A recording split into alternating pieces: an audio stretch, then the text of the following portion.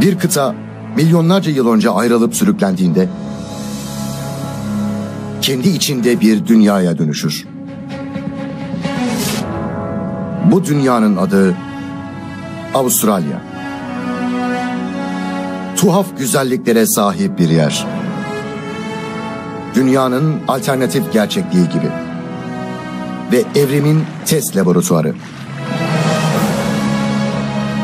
Burada eşsiz topraklar, radikal tasarımlar ortaya çıkarmıştır. Ve dünyanın geri kalanı için fazla tuhaf ama burası için gayet normal olan hayvanlar. Avustralya üzerinde havalanırken bütün resmi görebiliyoruz. Parçaların nasıl oturduğunu ve bu toprakların yaşamı nasıl yarattığını. Yukarıda yeni bir bakış açısına sahibiz. Gökyüzü Safarisi, Avustralya.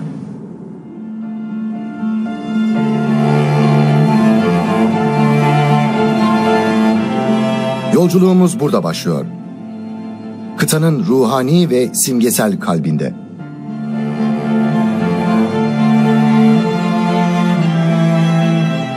Uluru, çorak bir denizin ortasındaki bir buzdağı gibi. Kökleri toprağın 5,5 kilometre altına kadar uzanan tek bir kaya parçası. Milyonlarca yıllık yavaş bir erozyondan sonra geriye sadece bu kaldı.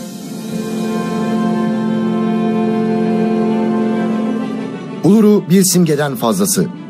Adeta kıtanın vücut bulmuş hali. Kurak. Büyük. Ve izole. Yaklaşık 30 milyon yıldır Avustralya kendi yolunu takip ediyor.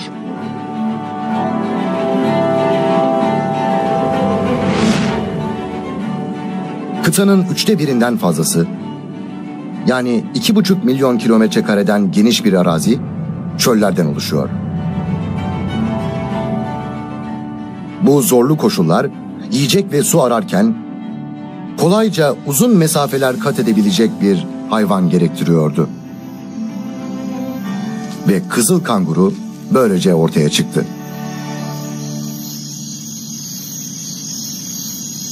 Kangurular iki nedenden ötürü tam Avustralya'ya özgü hayvanlardır. Keseli canlılar, yani yavrularını keselerinde büyüten memeliler. Ve makropotlar, yani kelime anlamıyla uzun ayaklılar. Başka hiçbir kıtanın yerli hayvanı değiller. Ama buranın hakimiler. Bu arka bacaklar Avustralya'nın vahşi bölgelerinde gelişmiş birer evrim mühendisliği harikası.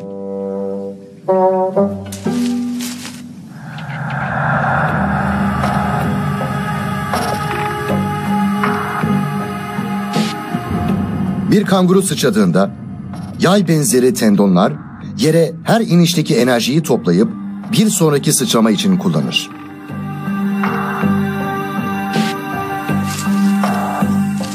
Eşit boyutlarda ve 4 bacağıyla koşan bir memeli, aynı mesafeyi kat etmek için yaklaşık %30 daha fazla enerji harcardı.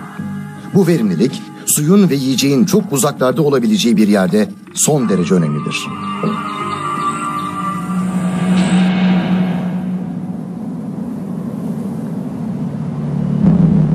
Ama bu avantajlarıyla bile bazıları suya zamanında ulaşamıyor.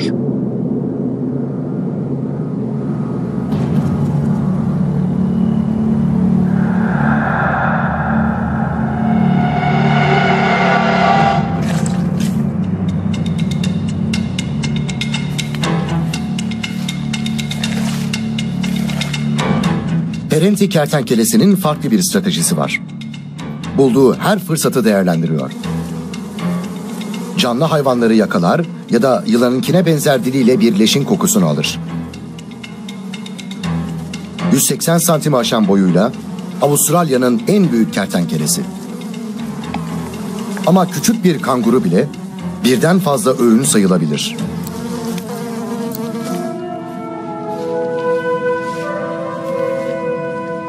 Perenti daha azıyla yaşayabilir.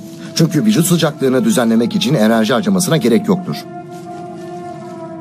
Hava ısınırken vücudunu yakıcı kumdan yukarı kaldırıp biraz doğa şartlarından saklanmak ya da hareket halinde olmak. Avustralya çölündeki yaşamla ancak böyle başa çıkabilirsiniz. Ama Avustralya her zaman böyle değildi. Son 30 milyon yıldır bu yalnız kıta yavaş yavaş ekvatora yaklaşırken gittikçe daha sıcak ve kurak hale geldi. Bir zamanlar burası daha yeşil ve nemli bir yerdi.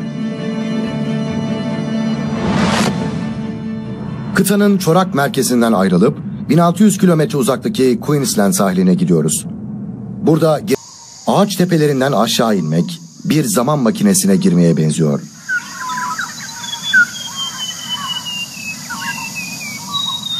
Şu anda Avustralya'da yaşayan hayvanların çoğu hayata böyle bir iklimde başladı.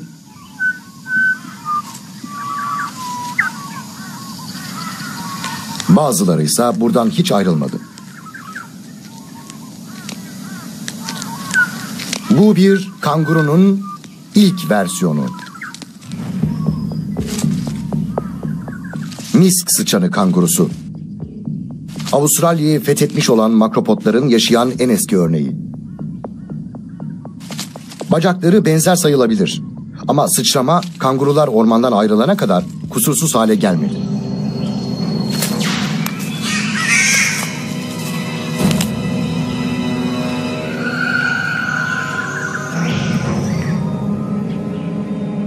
Diğer tarih öncesi hayvanlar burası için daha uygun görünüyor.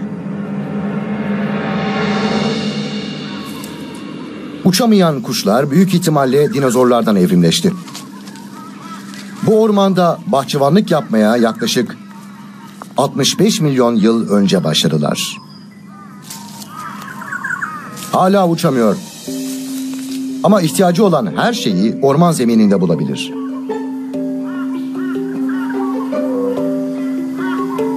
Çoğunlukla meyve. Bazılarının tohumları diğer hayvanların yutamayacağı kadar büyük. Ama cassowary bunu yapabiliyor.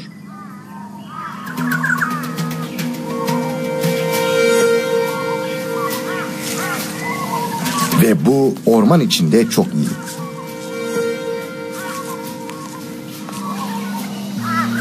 Cassowary'nin midesindeki yolculuk bazı tohumların çimlenme şansını 20 kata kadar arttırıyor.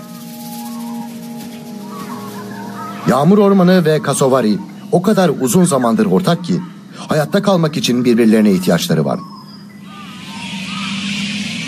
Kuşların yerde gezindiği bir çevrede memeliler ağaçlara çıkmış. Uçan tilkiler cassowary'lerin ulaşamadığı meyveleri alabiliyor. Gündüz binlercesinden oluşan koloniler halinde tünüyorlar. Daha yaşlı ve baskın erkekler yüksek dallara çıkıp genç yarasaları suyun kenarında tünemeye zorluyor. Tedbirli olmalarının iyi bir sebebi var.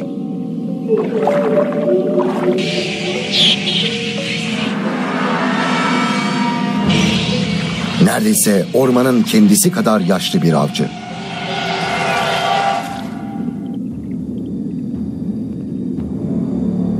Beş metre boy ve 450 kiloluk ağırlık onun için ortalama boyutlar demek. Bir tuzlu su timsahı. Dünyanın yaşayan en büyük sürüngeni. Ataları 80 milyon yıl önce karanın suyla buluştuğu bulanık kenarlarda dolaşmaya başladı. Buraya o kadar iyi uyum sağlamışlar ki o zamandan beri temel özellikleri çok az değişti. Gözleri ve burun delikleri üstte, suyun hemen yukarısında duruyor. Vücutlarının en üst kısmı hariç her yerleri suyun altındayken bir hedef seçmek için bekleyebilirler.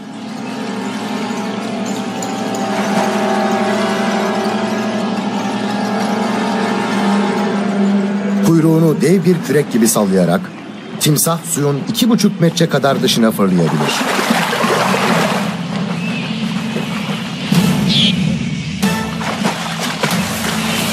Dünyanın en güçlü çenelerinden biri de işin geri kalanını halleder. Havalanmak bu yırtıcının geçebileceği tek limit değil.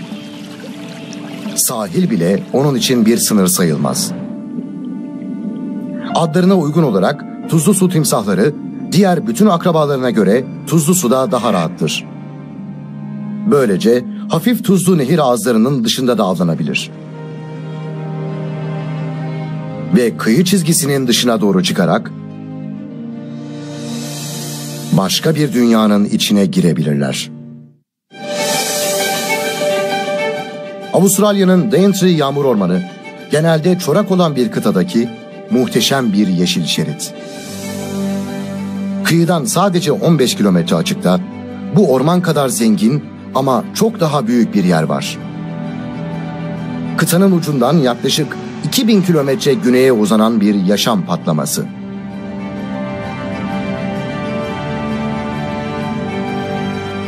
Büyük Bariyer Resifi. Yukarıdan bakınca yama gibi görünen düzeni buranın kaynağını açıklıyor. 20 bin yıl önce burası kuru bir toprak parçasıydı. Okyanus seviyeleri yükseldi ve mercanlar oluşmaya başladı. Önce adaların etrafında toplanırken sonra kendi iskeletleri üzerinde büyüdüler.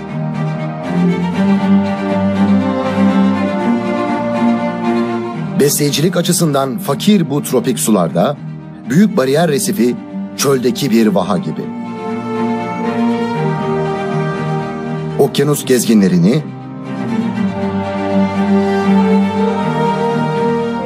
ve resifi saklanmak için kullanan yırtıcıları çekiyor. Kara ve resif arasındaki sakin sularda deniz tabanındaki bitkiler yeşil deniz kaplumbağasının ilgisini çeker. Hayatlarının ilk dönemlerini derin sularda küçük deniz yaratıklarını yiyerek geçirirler. Ama yetişkinliğe ulaşırken vejeteryen olurlar. Ortalama ağırlıkları 200 kilodur ve sert bir kabuk tarafından korunurlar. Yani resifteki çoğu hayvandan korkmalarına gerek yoktur. Ama çok büyük bir istisna var.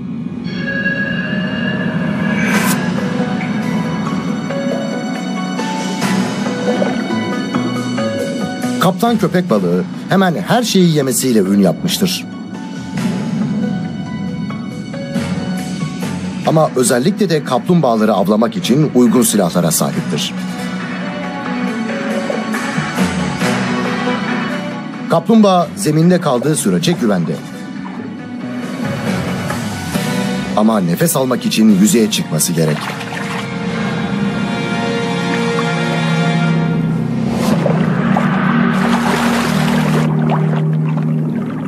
Deniz kaplumbağaları kafalarını ya da yüzgeçlerini içeri çekemez.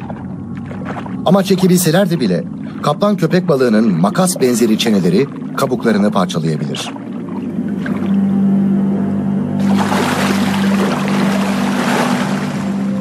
Çok fazla sayıda hayvanın bir araya geldiği böyle bir yerde bunun gibi karşılaşmalar kaçınılmazdır. Bu tek resif 1600'den fazla balık, 133 köpek balığı ve vatoz, 3000'de yumuşakça türünü besler. Pek çok canlı bütün hayatlarını resif duvarları içinde ya da yakınlarında geçirir.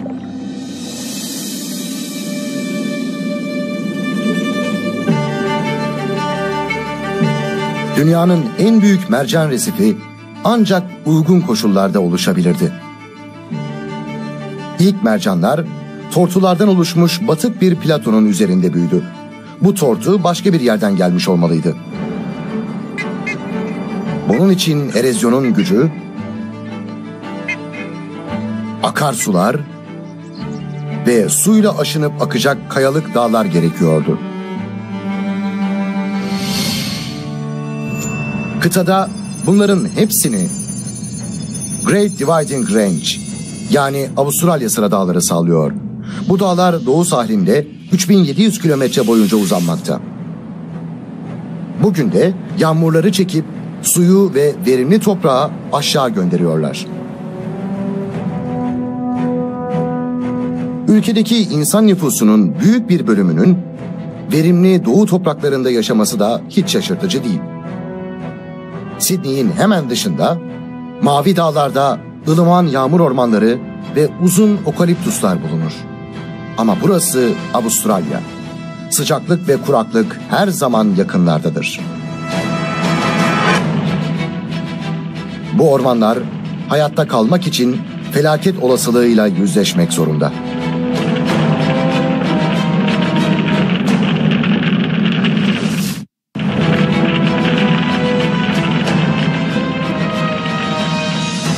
New South Wales'taki tepeler alev alev yanıyor. Sıradan bir yılda Avustralya ormanlarının %10 kadarı alevleri içinde kalır. Ve bu yangın özellikle şiddetli. Çünkü bunlar okaliptus ağaçları. Meşelerden 2 kat hızlı yanan ve kolay tutuşabilen yağlara sahipler. Bir orman yangınındaki sıcaklık neredeyse 1000 dereceye ulaşabilir. Camı eritecek kadar sıcak.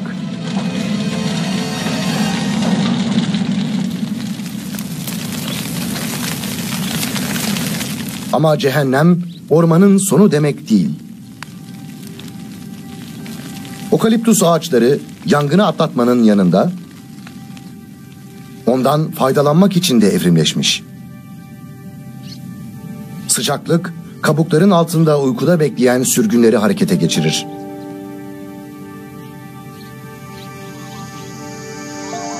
Rakip bitkiler zayıflayıp azalırken ağaçlar hayata geri döner. İlk okaliptüsler bu yetenekleri çok daha nemli bir iklimdeyken 30 milyon yıl önce kadar geliştirmeye başladı. Avustralya daha sıcak ve kurak hale gelirken okaliptüsler bu fırsatı kullanarak bütün kıtaya yayıldı. Okaliptüsler yangınlardan faydalanmak için evrimleşirken eşsiz bir hayvan da okaliptüslerden faydalanmak için evrimleşiyordu. Yaprakları oluşturan yağlar çok yanıcı olmalarının dışında sindirilmesini de zorlaştırır. Ama koala hemen hemen sadece bu yaprakları yer. Çoğu Avustralya memelisi gibi o da bir keseli. Ama farklı zorluklarla baş etmek için gelişmiş. Karaciğeri toksik bileşenleri etkisiz hale getirebilirken sindirim organları yapraklardan en fazla besleyici maddeyi çıkarmak için mikroplarla güçlenmiş. Ama böyle bir uzmanlaşma kolay olmaz.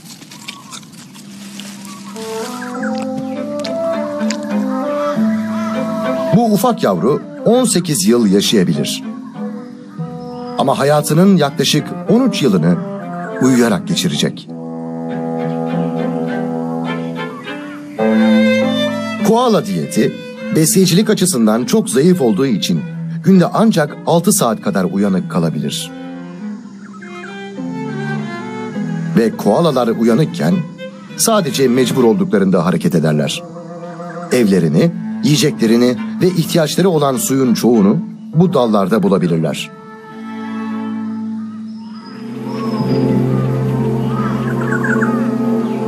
Bu ağaçlarla olan bağları nedeniyle koalalar ülkenin ılıman doğu yakasında kalmıştır. Great Divide dağlarının ötesinde ormanlar yerini çalılıklara bırakır. Yağmurları doğuya gönderen tepeler batıdaki toprakları sudan mahrum kılar. En azından görünürde. Dünyanın en kurak yerlerinden birinin altında dünyanın en büyük rezervlerinden biri vardır. Dağlardan kurak orta bölgelere kadar Avustralya'nın büyük artezyen havzası 1,5 milyon kilometre kareden geniş bir alana yayılır. Buranın altında akan su, Kuzey Amerika'nın büyük göllerini 2 kere doldurabilir. Simpson Çölü'nde dünyanın en uzun paralel kum tepeleri yüzeyde 200 kilometre boyunca uzanır. Kumun altında su günde yaklaşık 1 santimlik bir hızla ilerler. Ta ki bir çıkış bulana kadar gelişmesini sağlamıştır. Ama geleneksel modeller de işe yarayabilir. Ve kıtaya hiç de ait olmayan bir canlı kendini çok rahat hissedebilir. Hecinler, yani tek hörgüçlü develer, buraya bir ulaşım aracı olarak 1800'lerde getirildi. Kumu dışarıda tutmak için çift kirpiğe sahipler. Burun delikleri de kapanabiliyor. Tuhaf kur ritüelleri bir yana, yabani develer üremek konusunda o kadar iyidir ki bir sorun haline obur avcı var. Tanka benziyor. Zırhlı dikenleriyle çölün karşısına çıkarabileceği her şeye... Kertenkelenin su içmek için ayaklarını ıslatması yeterlidir. Bu dünyanın en dayanıklı çöl yaşamı uzmanlarından biri olabilir. Ama kıtanın en alçak noktası var. Katitanda, Eğri Gölü. Avrupalı yerleşimciler buraya Ölü Kalp adını vermişti. Burası bir zamanlar nehirlerin beslediği zengin bir iç denizdi. Yukarıdan bakınca eski su yolu kanalları hala görülüyor. Avustralya tropiklere sürüklendikçe iklim ısındı ve nehirler kurudu. Şimdi geriye kalan tek şey 9300 kilometrekarelik tuz kabuğu ve kum. Yazın sıcaklık 49 dereceye kadar çıkabiliyor. Eğri Gölü'ne bir yılda ancak 125 milimetre kadar yağmur düşebilir. Ama arada bir geçmiş geri döner. Hava koşulları ve coğrafya birlik olur. Ve beraber uyuyan bir devi uyandırırlar.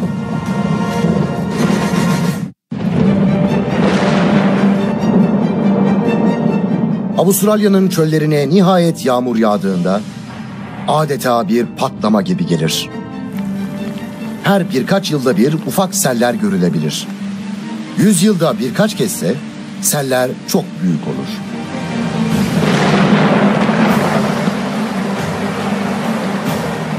On yılda bir görülen bir fırtına geldiğinde suyun çoğu denize doğru akmaz. Bunun yerine kıtaya düşen yağmurun neredeyse 6'da biri eski nehir kanallarına dökülür. Bunlar da karanın içlerindeki en alçak yere doğru akar. Eğri Gölü tekrar ünvanına kavuşur. Birden Avustralya'nın en büyük gölü olurken tamamen dolduğunda okyanus kadar tuzlu hale gelir. Bu değişim zincirleme bir reaksiyon başlatır. Kuşlar bir şekilde yüzlerce kilometre öteden bu değişimi hissedebilir. Belki suyun kokusunu alıyorlar. Belki de başka bir gücün kılavuzluğunu kullanıyorlar. Kimse bilmiyor. Binlerce Korella geliyor.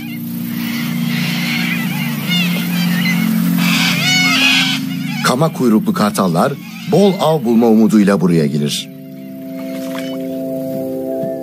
Sahillerden gelen Avustralya pelikanları fırsatı değerlendirip kendiliğinden gelişen bir ziyafet ve gelecek 2 yıl boyunca göl yavaş yavaş kayboluyor. Gürültülü ziyaretçiler doğu sahiline geri dönüyor. Çöle sessizlik çöktü. Ama tamamen değil.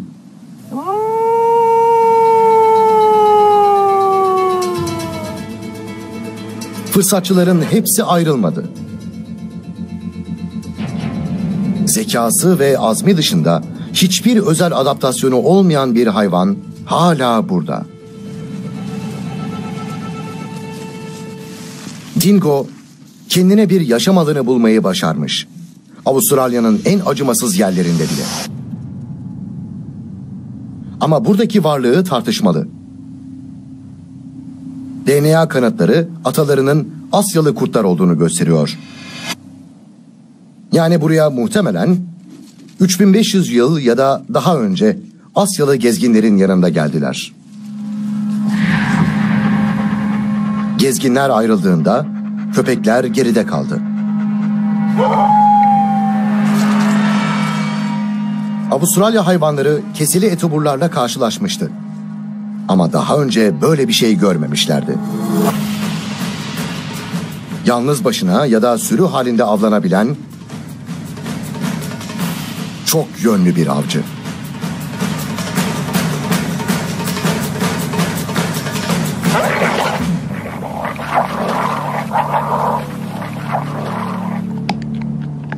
Ve avı herkesin paylaştığı bir aile yapısı sayesinde bütün bireylerin hayatta kalma şansı artıyor.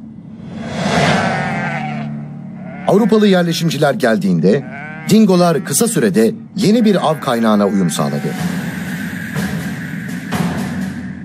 Bu avlanma isteği onların felaketi oldu.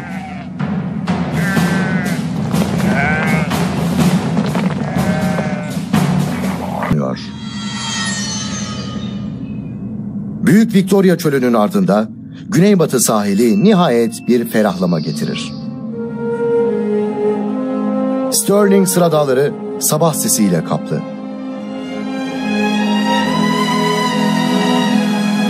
Dağların altında fundalıklar ve sahil kumlukları uzanıyor. Kumlu topraklarda yaban çiçekleri yeşermekte. Batı Avustralya'da 12.000'den fazla çiçekli bitki türü bulunur. Güneybatıda özellikle zengindir. Yılın herhangi bir döneminde açan çiçekler görebilirsiniz. Bu bir hayvan için çok önemli.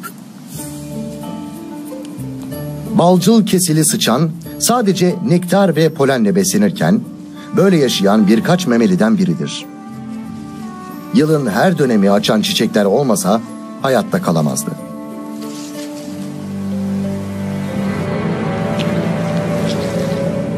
Dili bu iş için özelleşmiştir. Fırça benzeri yüzeyiyle çiçeklerin derinlerine girip polenleri toplar. Karşılığında balcıl kesili sıçan bitkilerin tozlaşmasını sağlar. Tıpkı bir bal arısı gibi. Bitkiler kumlukların rüzgarla denize gitmesini önler. Avustralya'da topraklar ve üzerinde yaşayan canlılar arasındaki karşılıklı bağlantıyı bundan iyi gösteren bir örnek olmayabilir. Güney sahilinde yumuşak kumluklar bir istisna sayılır. Arazi gittikçe daha yüksek ve engebeli görünmeye başlar. Tekrar doğuya doğru giderken çıplak Nullarbor düzlüğü uzun bir kemerle ayrılırken geniş ve açık bir körfez oluşturur. Buraya Büyük Avustralya Körfezi denir. Avustralya'nın en ücra ve aynı zamanda en çarpıcı yerlerinden biri.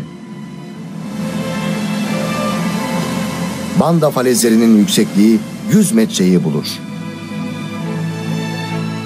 Dünyanın en uzun sahil falezi şeridinin bir parçası.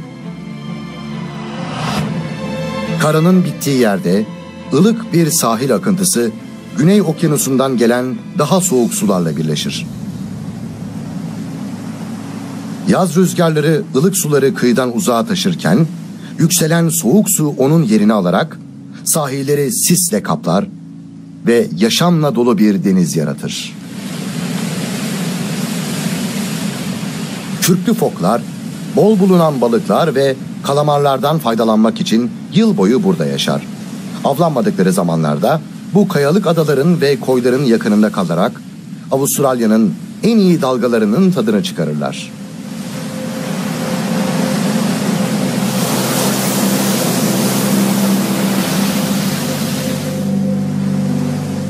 Avustralya Körfezi'nden doğuya doğru giderken okyanus soğumaya devam eder.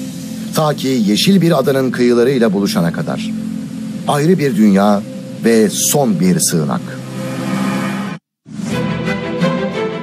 Avustralya'nın coğrafi yalıtılmışlığı, vahşi yaşamın evrimini tayin etmiştir.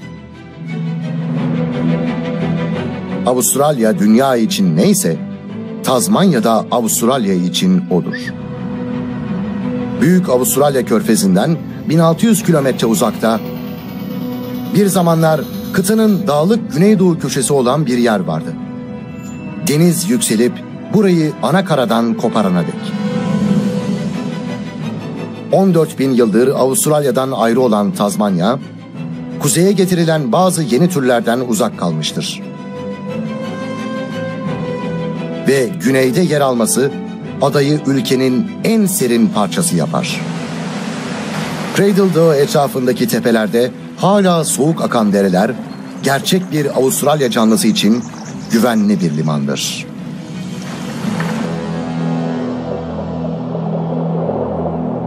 Ördek gagalı ornitorenk, Avustralya'da alışılmamış bir canlı değildir. Ama dünya için nadir bir canlı sayılır.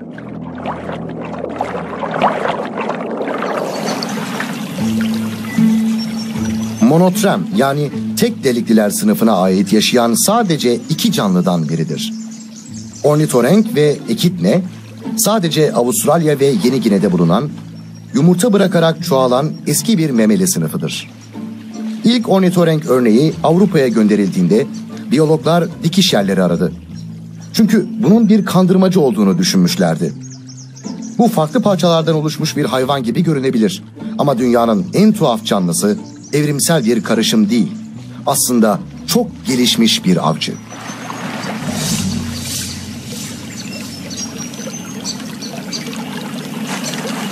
Bu ördek gagası sadece bir ağız değil, aynı zamanda gelişmiş bir duyu organıdır.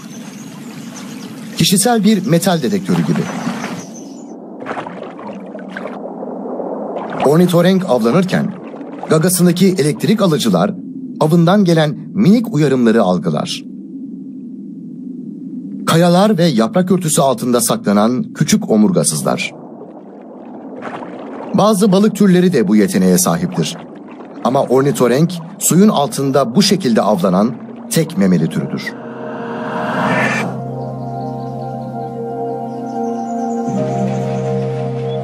Geriye kalan son tuhaf yaratıkları korumak Tazmanya'nın dünyaya armağanıdır.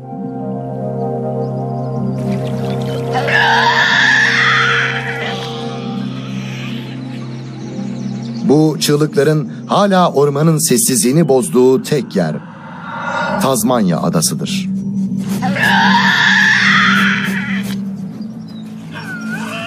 Dişi bir Tazmanya canavarı kendi türüne ait son derece özel sese doğru yaklaşıyor. Sesin kaynağını bulmak için kulaklarını ve burnunu kullanıyor. Ölü Wallaby'nin başında bir kalabalık var. Paylaşmak pek Tazmanya canavarlarına göre değildir. Tehdit seslerinin dişiyi leşten uzak tutması gerek. Ama o da aynı şekilde karşılık verip payını alıyor.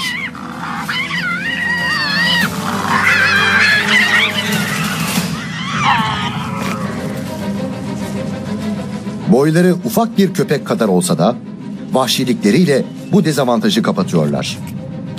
İri kafaları ve kaslı çeneleri boyutlarına göre memeliler arasında dünyanın en büyük ısırma güçlerinden birini sağlıyor. Kolayca kasları parçalayıp kemikleri eziyorlar. Sadece 1 saatte 5 canavar leşi silip süpürüyor.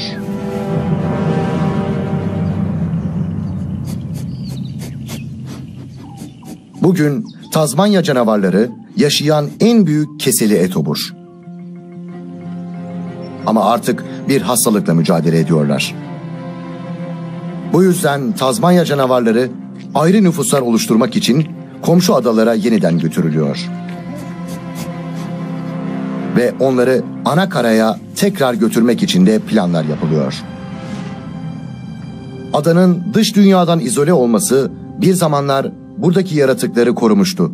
Ama onları ani değişikliklere karşı da savunmasız yapıyor. Bu Avustralya'nın her yerinde geçerli olan bir hikaye. İç kesimlerdeki çöllerden, yeşil şeride ve ötesindeki vahşi resife kadar.